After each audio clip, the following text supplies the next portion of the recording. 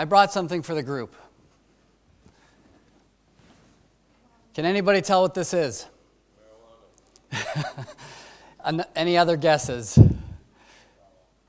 It's money.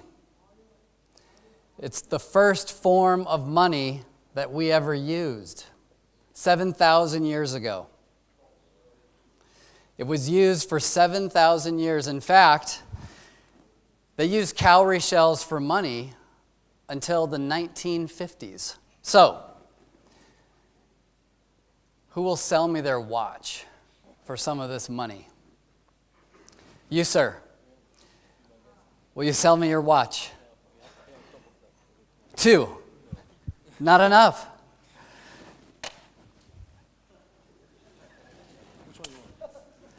That's all I've got. I wasn't able to check a bag flying from San Francisco. Yeah, maybe we can have somebody count it for us. I'm trying to make a point here. The point is that money evolves. Money evolves just like technology evolves. Money is a type of technology.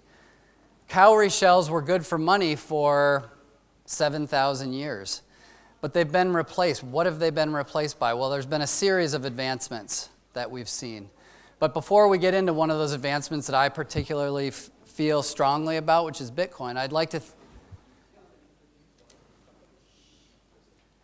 It's okay. I'll raise my voice. I want to thank you all for allowing me to speak in front of you. It's exciting for me. It's a humbling experience. I haven't been to Dubai before. And what I've learned very quickly is that there are 2 characteristics that I see embedded in society here. And it's an exciting combination for me as an entrepreneur. The first thing that I see is entrepreneurial bravery. I see the willingness, and you saw it woven throughout all the talks thus far today, the willingness to take chances, to make big bets. And you see it with the hotels, and you see it with the real estate development, and you see it in the different types of technology that are springing up all over the city and all over this region. The second characteristic that excites me is the ability and the willingness to make specific empirical targets. We're going to achieve X amount of this. We're going to achieve Y amount of that. And you see many of these targets being set by the government.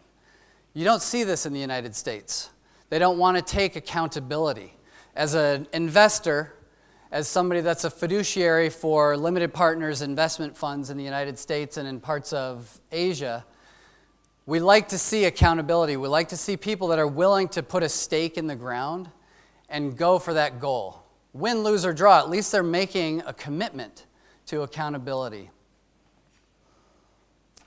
So anyway, thank you. It's exciting to be here. Let's jump into things. I have way more slides than we'll ever get through in the next 17 minutes. But what I'd like to do is take you through what we feel at Redwood City Ventures is the single best form of money that we've ever devised as the human race. So a little bit about me. I spent 5 years doing leverage buyouts in San Francisco at a firm called Bertram Capital. We managed about $1.5 billion and bought and sold companies that were sort of middle-of-the-road technology companies in various vertical markets throughout the United States.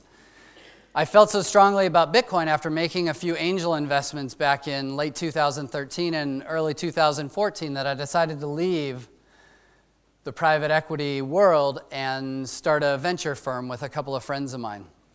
We manage about $25 million in portfolio right now. Our largest portfolio company happens to be a data center, the largest blockchain security data center in North America.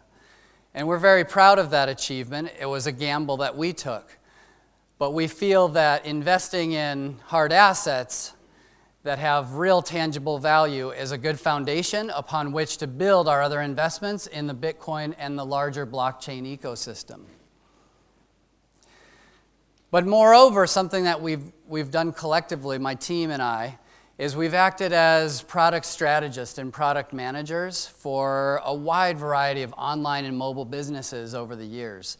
And what struck us about Bitcoin was that it's a disparate market with a wide variety of well-funded and less well-funded companies that are sort of competing with each other. There's not enough collaboration, where we feel Bitcoin really should be viewed as a single product that all companies in the ecosystem should seek to gain customer adoption for. And if we're successful in achieving that customer adoption, we'll achieve Bitcoin's killer app. We'll achieve mainstream adoption. So let's go through that a little bit. This is sort of the genesis of our interest in Bitcoin, and we see it as the combination of three primary characteristics or three primary trends, those being e-commerce, social networking, and monetary evolution, as I started this presentation out with. So what's our argument? It's fourfold. The first is that Bitcoin's killer app is inherently Bitcoin.